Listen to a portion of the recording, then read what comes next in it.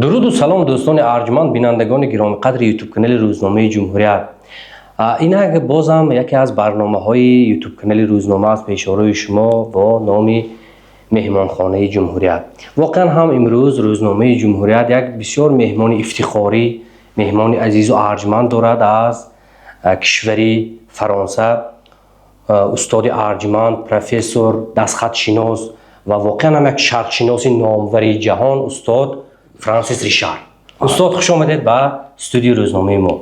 خیلی متشکرم از دعوت شما. خیلی برای من افتخار است. زنده باشید.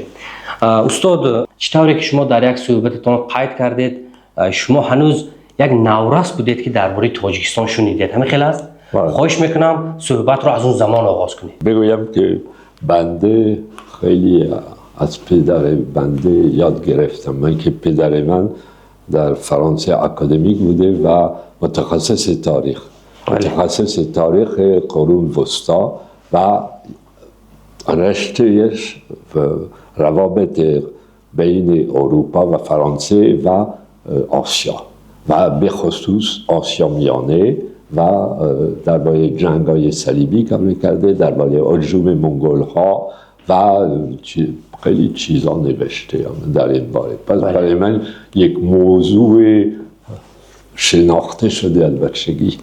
بعد از آن چیز وقتی که رفته بوده به مسکو به نمایش بین المللی سال 1960 در مسکو، پدر من با باباجان قافوروف آشنا شد و درباره اون نمایش به ما سخن میگفت و چیزها و من گفتم یک موسیقی ملودیا از موسیقی سنتی تاجیکستان به خانه آورده و که من جالب بوده و که هم شرقی بوده، هم چیز عجیب و غریب و بسیار قشنگ.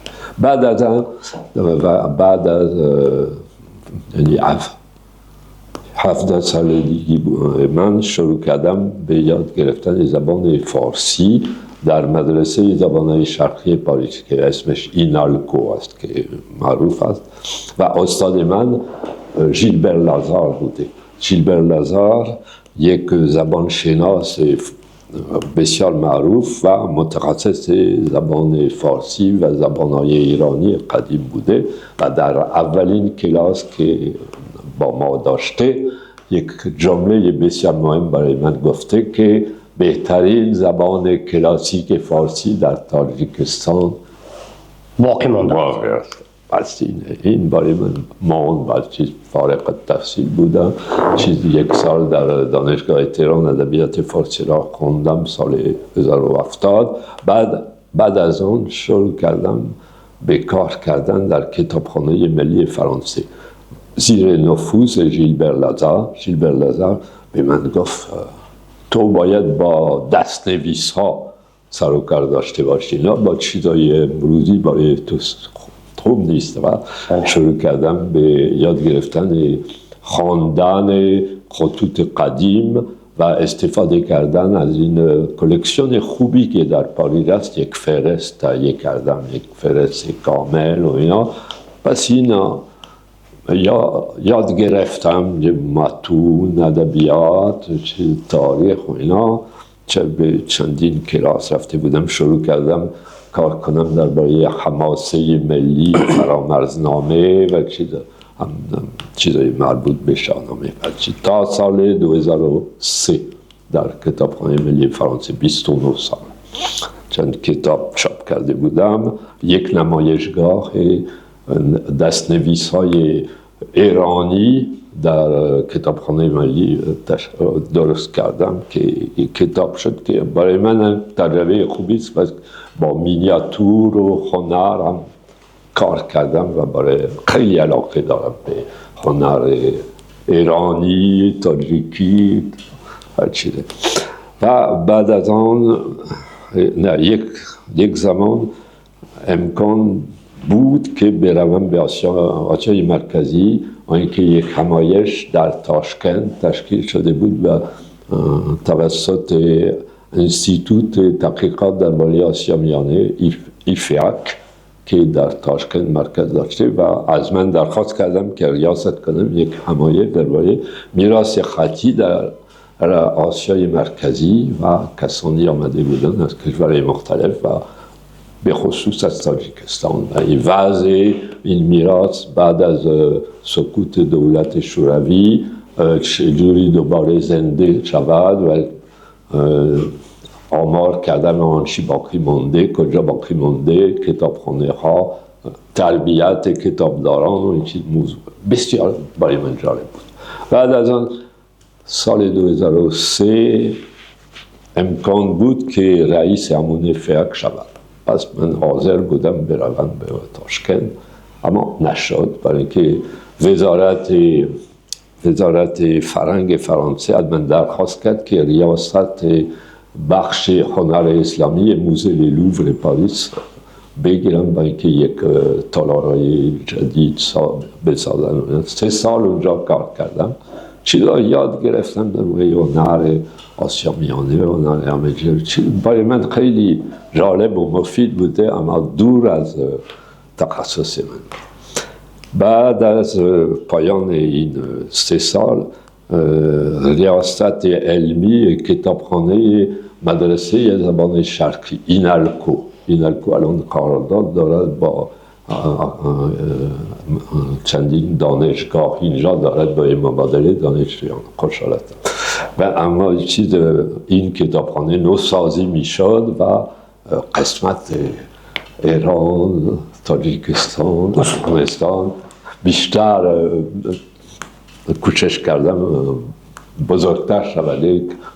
بهترین کلکسیون منابع کتابی درباره آسیا میانه در اروپا می باشد. اگر شما در 15 سالگی ساز و سرودی تاجیکی رو شنیدید در خانواده، چون یک کارت یک دیسک رو از شوروی برده بودند پدرتان درست به فرانسه و شما شنیدید آواز و صدای و نوای تاجیکی رو و از اون زمان دلبسته شدید و بروید ببینید که این چگونه کشور است.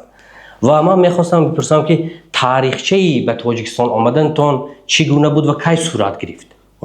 من البته بعد از اون این ارتباط دارد با این موسیقی، زیرا که اولین بار که به دوشنبه آمدن در 2010 بوده.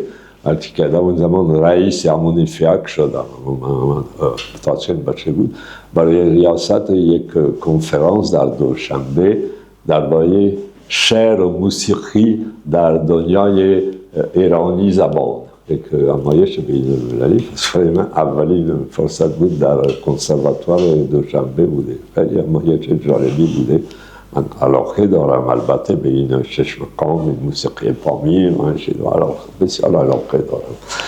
پس این اولین بار بوده. بعد از آن امکان بود که مرتب بیایم به خاطر درست کردن، یعنی تشکیل دادن به مکتبای تابستانی، سمر سکول میگوین به انگلیسی، درباره دستنویس‌ها و تربیت دادن به جوانان برای فهرست‌نویسی، تحقیقات درباره دستنویس‌ها که می‌دونید بعد از استقلال این موضوع مهمی بوده و اینکه مردم با خط نیاگان کمتر آشنا دارند. این میراث پنهان شده بود غیر از چند جا مثل آکادمی و کتابخانه شهر دوشنبه و میبایستی کار کنیم تا دوباره زنده شود که مردم با این گذشته بسیار مهم دوباره ارتباطی داشته باشند، خبر داشته باشند. و این 3 بار اون کلاس ها تشکیل کردیم، خیلی پربار بود. الان جوانان همزمان در اکادمی خیلی درباره شما نقل جالب کردن. گفتن که استاد فرانسیس ریشار همیشه مشتاق آن است در فرانسه که از تاجیکستان دعوتنامه بگیرد و در یگان چهاره‌بینی اشتراک کند، چون که تاجیکستان خیلی دوست می‌دارد. و حتی گفتن در سفری آخرین شما که سال گذشته بود، البته در سفری نوبتی شما که سال گذشته صورت گرفت، حتی گفتن خیلی وضع آب و هوا ناجور بود و باران میبارید و همسر شما یعنی عائله شما از شما خواهش میکند که دیگر وضع هوا خوب نیست نرو، اما شما میگوید من هرچی هم باشد باید به تاجیکستان روم. یعنی تا این حد شما دلبسته این کشور و این ملت هستید. ما به شما همچون نماینده همین تاجیکستان به شما تشکر میگوییم که اینقدر محبت دارید و همزمان یک چیز را پرسیدنی هستم که ببینید استاد در تاجیکستان پژوهشگران تحقیق کردند که همگی 10,000 نسخه دستخط هست در تمام تاجیکستان. اونه که در مؤسسه‌های دولتی هست، مثلا در آثارخانه، در دانشگاه، در کتابخانه ملی. و اما ببینید در ازبکستان، در کشوری همسایه 80,000 دستخط هست. اما مبادله اون دستخط ها، دسترسی به اون دستخط ها خیلی مشکل شده است. من خواهش میکنم از شما مشورت و پیشنهاد و مصلحت بدهید که ما چگونه بتوانیم که رابطه ها را در این سمت، یعنی در سمت دستخط شناسی با کشورهای همسایه درست به راه مانیم و ما به اون سرچشمه بی‌بهای نیاگان دسترسی پیدا کنیم. امکان است با یک چنین هدف. این با ملاقات اون کارمندان مؤسسه‌های مربوط به دستنویس ها که باید همکاری مرتب داشته باشند که به وسیله یا کنفرانس های کوچک مربوط به یکی از کارهایشون، مثلا مرها در کتاب‌های قدیم، مثل تذهیب، مثل همه چیزها، موضوعها هم درباره آمار آنچه دارن، مثلا مربوط به فلان ولایت. این هم جالب است که ببینیم مثلا نسخه های خطی که از خطران می باشد در ازبکستان، در تاجیکستان، نسخه ها که مربوط به ولایت اسلام، نسخه ها که مربوط به خوجند و اینا، اون مثلا در اونجا. و اون من تجربه میکنم من که دوستان ما که در ازبکستان هستن همون مشکلاتی دارند که برای کارشون که حس میکنن که تنها هستن. من همون فکر میکنم که امکان است. و یک چیزم باید بگویم که اینجا هم دستنویس‌های زیاد باقی مونده است بین مردم در جای مختلف که این تعداد که فرمودید شاید بیشتر باشد. که این هم موضوعات یک اکسپدیسیا بوده، اون سیستم اکسپدیسیا که اینجا بوده یک کار بسیار علمی بود که ازبکستان کمتر داشته، مثل که بود سمیونوف و اینا. و این از نظر تاریخ، مثل این که گفته شد در زمان اون جلسه باباجان غفوروف که این جمع‌آوری منابع خطی اول در تاشکند بوده، فقط بعداً 10 سال بعد در دوشنبه با میرزایف. یعنی که متاسفانه اینطوره. یعنی چطور از اون استفاده کنیم؟ این سوالتون هست. این 2 تا روش هست. یعنی فرست نویسی باید اینجا ادامه دارد، در آنجا هم یواش یواش هسته چیز ادامه دارد. و بعد از آن امکان است و حالا دارم اجرا شروع میکنن برنامه برپا کنن برای دیجیتال کردن منابع.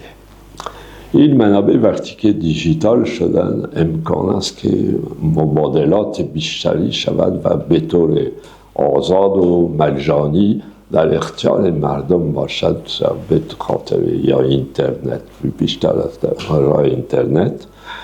این یک حرکت جهانی می باشد. ما مثلا در فرانسه از 15 سال پیش یا 10 سال پیش شروع شده تمام دستنویس های کتابخانه ملی فرانسه و کتابخانه های عمومی دیگر دیجیتال شوند به صورت کامل، یعنی از اول تا آخر با فضیلت خوب و در شبکه گذاشته باشد. البته وقتی که فرز وجود دارد مورد استفاده است، وقتی که فرز نیست بیهوده می شود. پس میکنه یکی از اینها. و شاید یک راه سوم هم وجود دارد، یعنی یعنی بیشتر تحقیقات برپا شود درباره گذشته در علم تاریخ، در تاریخ قرون وسطا، تاریخ زمان تیمور و من با این 3 سال پیش یک کتابچه تهیه کرده بودم با لولا دادخدایی‌وا درباره میراث خطی در زمان شیبانیان که البته کم مورد اعتناع مردم می باشد و چه دیده می شود. اکثریت کتاب‌های باقی مونده یا ناشناس یا چی پراکنده شد و بیشتر به زبان تاجیکی می باشد. این چیز خیلی کمت به زبان ترکی وجود دارد. بیشتر مربوط به ناحیه خود تاشکند و اطراف تاشکند و این هم جالبه از نظر جغرافیایی. پس این مشکلات حل می شود وقتی که مردم تحقیقات دقیق می کنند به دنبال حقیقت تاریخی بدون فکر بیهوده. استاد وقتی که پیش از اونه که در استودیو صحبت کنیم یک صحبت دیگر داشتیم در دفتری کاری سرمایه‌داری. بسیار یک نکته جالب گفتید. ما در حالتی که ما خودی مردمی ایران، افغانستان و تاجیکستان باید به هم بیایند و در این سمت همکاری اصلا این 3 کشور باید بیشتر باشد. در حالی که وضع سیاسی و وضعیت جغرافی این کشورها امکان نمیدهد که ما همیشه در رابطه فرهنگی باشیم و حتی خوب اشاره کردید که ما یک نوع حتی نه تنها بین این 3 کشور، حتی در بین خود مردم عالمان و پژوهشگران تاجیک که تاجیکستان هم یک ناسازگاری، یک نااهلی به دیده می شود در مورد حتی که نام زبان، در حالی که این زبان با شیوه دری و شیوه پارسی و شیوه تاجیکی همشون اصلا یک زبانند با 3 نام شناخته می شود. من میخواستم در همین مورد اندیشاتون بگوید که این سبب ها و عامل های این از همدیگر دور شدن ها، یکدیگر رو نشناختن ها از نظر شما همچون یک شرق شناس در چی باشد؟ پرسش بسیار بسیار مهم است. موضوع چند نکته مختلف است. یعنی این سرزمین ها که تمدن ایرانی وسعت کرده بود این خیلی کلان می باشد، یعنی تفاوت های جغرافیایی، تفاوت های زیاد است، اما یگانگی اون میراث شعر و تاریخ و اینا خیلی بزرگ است. این زبان فارسی یک زبان دیپلماسی بوده. در دنیا 3 زبان دیپلماسی بوده: چینی، فارسی و لاتین و بعدا فرانسوی. یعنی چیزی یک صورت بین المللی دارد. از نظر دیگر اکثریت بزرگان ادبیات کشورهای ایرانی یکی هستند.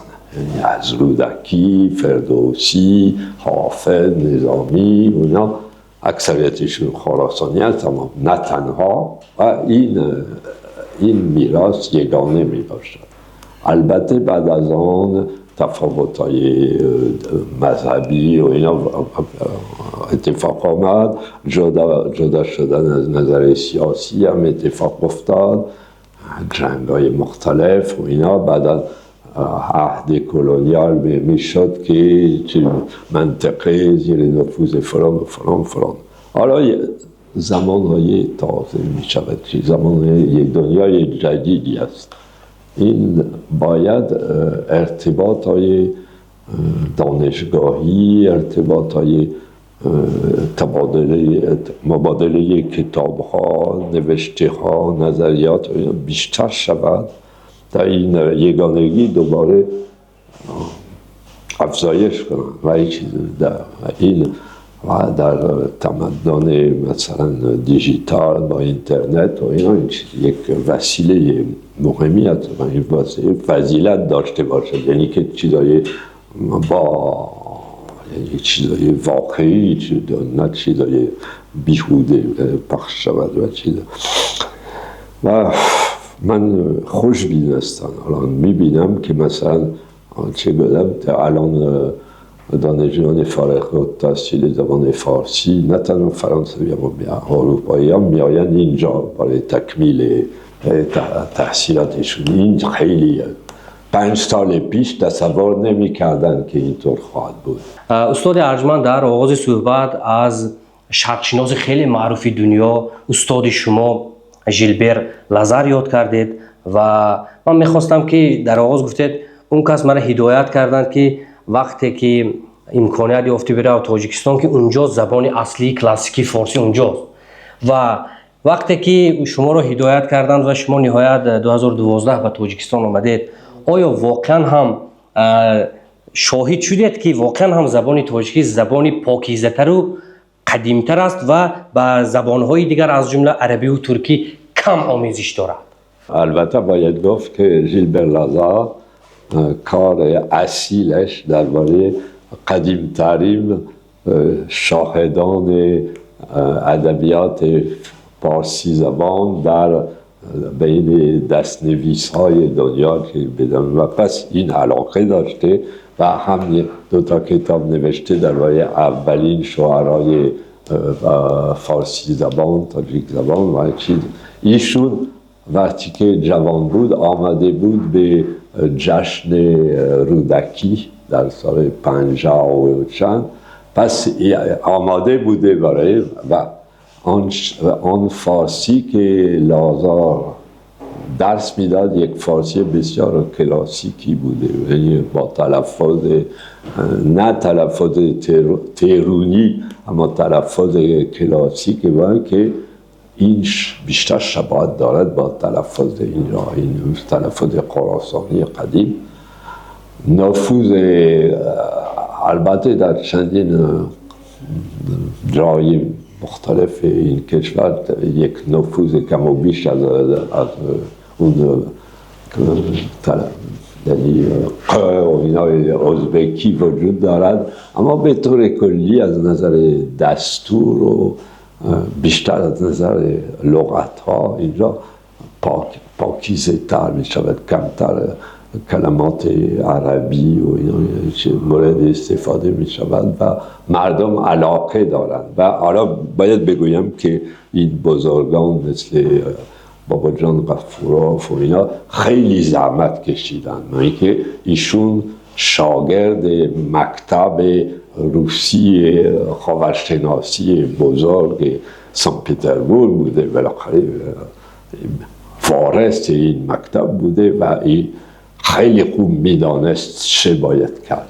یعنی آن شاعران و نویسندگان قدیم که انتخاب کرد برای برنامه‌های آکادمیکی و تعلیمی با میرزایف و اینا همیشه بهترین بودن، یعنی مهمترین، یعنی از نظر طرز فکر چیز بهترین بوده و این حرکت اینجا خیلی اثر دارد هنوز. و این عجیب است در ایران وقتی که رضا شاه بود همینطور این دبیرستان ها دوباره ساخته شده و اینا میشید برنامه های تحصیلی شاید زیر نفوذ برنامه ها که اینجا شروع میکردن. همون یک مسئله است که باید بیشتر مورد تحقیق شود. این مبادلات که البته سرحد بوده اما مبادلات انتلکتوالی هم وجود داشته. بسیار خوب شد که شما از مکتب شرقشناسی سن پترزبورگ یاد کردید و واقعا هم بیشتر شرقشناسان سن پترزبورگ، یعنی که اون روس‌هایی که بیشتر از مکتب سن پترزبورگ برخواستند، برای معرفی و شناخت تاجیکان در ورارود یعنی در خراسان و ماوراءالنهر نیز خدمت‌های بی‌سابقه کردند و یادشان بخیر اونها واقعا هم برای آنکه ملت با نام تاجیک در آسیای مرکزی یا در همان ورارود شناخته شود و همزمان صاحب کشور بشود خدمت کردند. حتی تا به استالین اونجاها رساندند، پیام بردند که در آسیای مرکزی تاجیکان قومی اساسی، قومی متمدنند و باید صاحب کشور بشوند.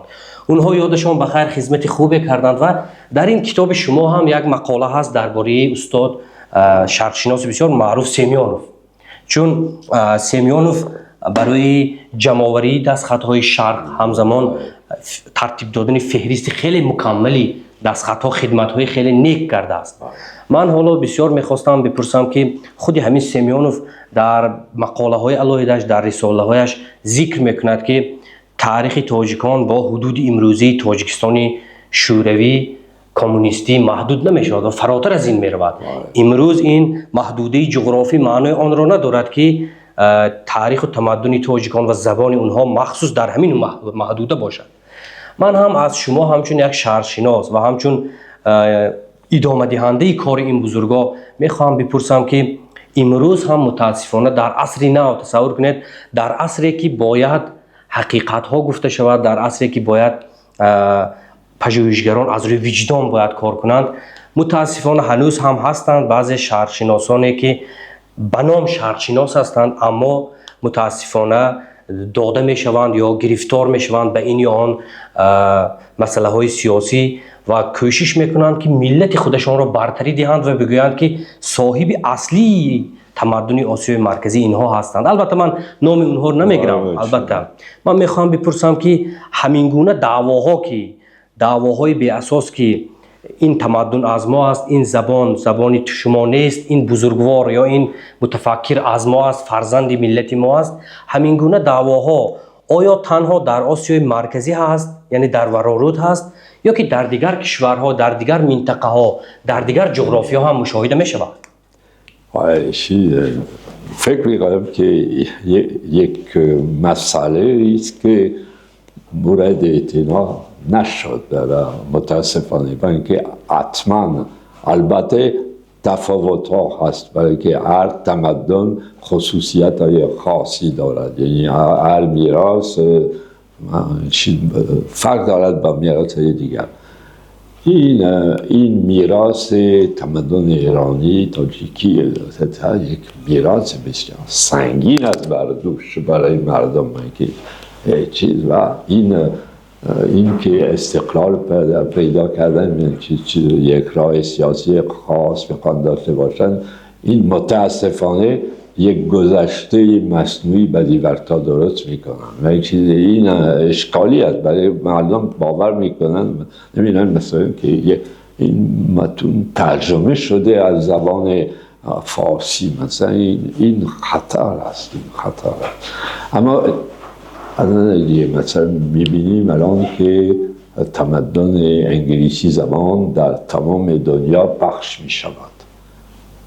اولی به نظر من سطحی میباشد، سطحی میباشد و اینکه ارتباط کم دارد با تفکر، با متون اصیل و اینا، فقط چیزای زمانی، یعنی چیزای البته نفوذ هم هست. درباره تمدن چینی هم چیزی میشه گفت که آره خیلی جوانان زبان چینی یاد میگیرن، تمدن چینی میرن به چین، رستوران‌های چینی و چیزا. البته یک نفوذ هست، چی نفوذ فکر نمی‌کنن زیاد عمیق هم نباشد، اینکه این با کنفوچیوس و اینا و با بزرگان تاریخ چین کم ارتباط دارد و چیز.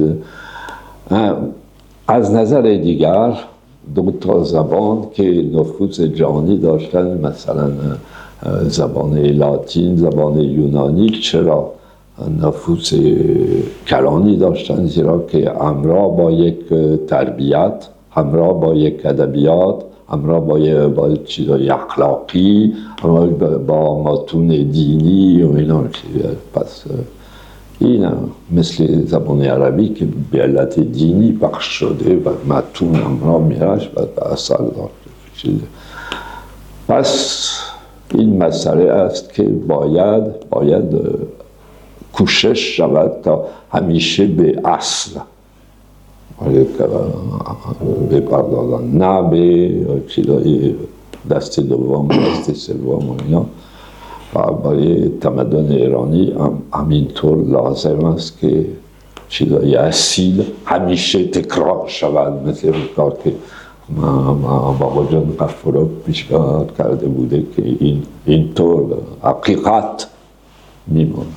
استاد ببینید که شاید شما خبر داشته باشید یک شرقشناسی دیگر از کانادا یعنی کانادا از کانادا ریچارد فولز یک کتابی نوشت با نام تاریخ تاجیکان ایرانیان شرقی و خیلی کتابی خوب هم است و ما خوشبختانه درباره این خدمت او هم در روزنامه جمهوریت نوشتیم و او در یک مصاحبهش با ژورنالیستان تاجیک وقتی اینجا سفر کرد 2016 سفر کرده بود و بسیار نکته جالب گفت ما میدونیم ما شهرشناسا خبر داریم که در آسیای مرکزی بحثی آن که این تمدن به کی تعلق دارد رودکی و فردوسی و یا که کمال خوجندی به کی تعلق دارد این گونه بحث ها که در آسیای مرکزی بین تاجیکان و مخصوصا قبیله های ترکی ادامه دارد ما خبر داریم اما در شرقشناسی جهان که در تمام دنیا الک اعتراف شده است سخن آخر گفته شده است و سخن آخر این است که این تمدنی تاجیکی است تاجیکی پارسی است و گفت این بحث ها خیلی که شما هم گفتید سطحی است یعنی اساس و ریشه ندارد و به دور نمی رود و گفت این بحث ادامه نمی یابد و من حالا از صحبت شما بار دیگر درک کردم که واقعا هم حرکت و تلاش اینها فکر میکنم ثمر نمیدهد یا اگر ثمر هم دهد ثمری آن دیر نمی پاید فکر میکنم و من در برابر آن که شما برای شناختن دستخط ها خیلی رنج بردید و ما در روزنامه جمهوریت شما را داننده کودکس خط ها گفتیم شما کودکس خط ها را میدونید و در برابر این عجیب است که شما در راهبری آثارخانه هم یک مدت 3 سال قریب آثارخانه بزرگترین و مشهورترین دنیا آثارخانه لور را راهبری کردید درست یک بخش اسلامی آثار اسلامی بله و من میخواهم که به شما سوالم این است که آیا وقتی که یک کشوری تصور کنید یک کشوری آسیای مرکزی تاجیکستان که از فرانسه خیلی دور است در فرانسه در آثارخانه بزرگترین فرانسه نمایشی یادگاری های تاریخی خودش را گذراند با نام دریاهای طلایی و در این کار ما خوب میدونیم که سهم شما خیلی کلان است شما چون که در مدت چندین سالی که با تاجیکستان رابطه دارید هیئت فرانسه هیئت سیاسی و فرهنگی فرانسه را اعتماد بخشیدید که همین نمایش اگر از نام تاجیکستان در فرانسه گذرد به منفعت های هر دو دولت است و برای شما سپاس میگوییم و همزمان میخوایم بپرسیم که استاد ارجمند در راه برگزاری این نمایش چه مشکلی ها بود و روند برگزاری آن چگونه تاریخ دارد خواهش میکنم. بگویم که اول هیچ کس باور نمی کرد که امکان دارد که تاجیکستان بتواند به خارج یک نمایشگاه بزرگ بفرستد. مشکلاتی انتقال اشیا، مشکلاتی سیستم‌های مختلف و اینا این یکی بوده. دیگر باور نمی‌کردند. فقط یک نفر پشتیبانی کرده مرحوم رحیم مصاف بوده. از اولین روز به من گفت ایده خیلی خوبی است. پس آنچه بعدا مشکلاتی پیش آمد من پشتیبانی خانم نرگس خودرویوه همیشه داشتم که نماینده ایفیاد بوده ایشون خیلی کار کرده و این با من و چیز مهمی بوده که نمایندگان هر دو کشور اینجا اونجا باور کنند کوشش کنند روابط پیدا کنن در بالا و اینا و چیزا فکر کنم از طرف تاجیکستان بیشتر ساده شد اینکه نمایندگی اولین سفیر شما در پاریس خیلی همیشه با من صحبت میکرد چه کار کنیم و اینا چیزا با وزارت امور خارجه فرانسوی ملاقات داشته اینا بعداً فهمیدن میگن از نظر سیاسی خیلی اصیل است و پشتیبانی هم کردن اما این طول میکشد میباید هرچه بالاتر برسیم تا قبول شود و بالاخره یک سلسله مشکلاتی مختلف یعنی کجا در پاریس برپا شود اول فکر کردیم موزه لوور باشد. متاسفانه این خانم که با من در لوور هم کاری کرده قبول کرده آمده بوده اینجا، بیچاره فوت کرد. پس این اشکالی بوده.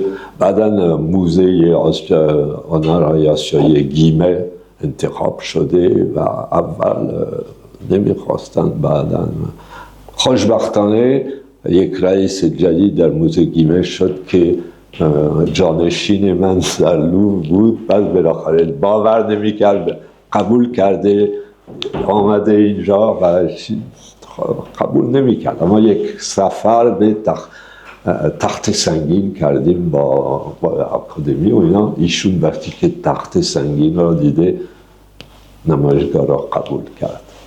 این چیز کوچک بعداً طول کشید، بعداً میبایستی مالیات های پیدا شود و اون چیزهای کوید اتفاق افتاده، اما خوشبختانه شد. من خوشحال هستم و فکر کنم در آینده مرتب تاجیکستان در جای مختلف مخزن‌های تاریخی خود را نشان دهد و چیزهای فولکلورش و اینا چیز خیلی مهم است. استاد عزیز، شما همچون یک ما در روزنامه جمهوریت هم وقتی که درباره خدمت‌های شما برای ملت ما، برای معرفی ملت ما اینجا یک مقاله هم نوشتیم. اونجا گفتیم که فرانسیس ریشارد دوستی تاجیکان است و همچون دوستی تاجیکان شما برای ما چی پیشنهاد و چی مصلحت و مشورت داده میتوانید تا ما در این تهاجم پرشدت فرهنگی خودمان را امین نگه داریم؟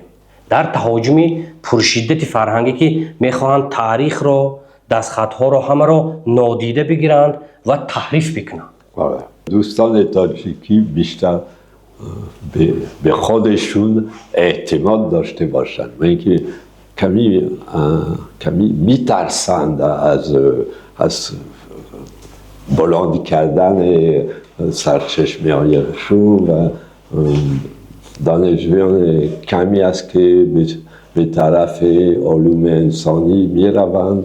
البته یک فنومن دنیوی است، اما فکر می‌کنم چیز لازم است که بیشتر اعتنا بدن به امور و علوم انسانی و به خصوص تاریخ، خط، هنر قدیم به صورت‌های مختلف، یعنی تهذیب، مینیاتور، معماری و اینا که بیشتر مورد امکانات باشه، یعنی که کار پیدا کنن. این کارهای دولتی مثل موزه ها وسیع‌تر شوند که برای این ملت خیلی مهم است. نباید اون چیز ستون‌های تمدن ایرانی کنده شوند. بینندگان گرامی قدر یوتیوب کانال روزنامه جمهوریت، اینک ما رسیدیم به پایان برنامه و من بار دیگر خاطررسان میکنم که مهمان ما بودند پروفسور استاد بسیار گرانمایه، همزمان شرقشناسی نامور دنیا، استاد فرانسیس ریشارد که واقعا هم از دوستان صادق تاجیکستان و تاجیکان هستند و همه ساله سفری به تاجیکستان میکنند و با پیام های تازه، با دستخط های نو و با اطلاعات تازه ترین علمی که به ملت ما و به فرهنگ ما دخل دارد می بیایند و هیچگاه نشده است که استاد به تاجیکستان با دست خالی بیایند و حتما با چندین سرچشمه ها هم الکترونی هم دستی همراهشان میبرند و برای ملت ما واقعا هم خدمت های نیکی علمی و فرهنگی انجام میدهند. ما برای استاد بار دیگر برای آنکه تشریف فرمودند تشکر میگوییم و باشد که استاد عمر شما دراز بود و سفرتان به تاجیکستان بارها تکرار یابد. خیلی سپاسگزارم و من باید گفت که این دوستان تاجیکی مهمان پذیر هستند که البته تا مرگ من علاقه‌مند اقامت در تاجیکستان خواهم داشت.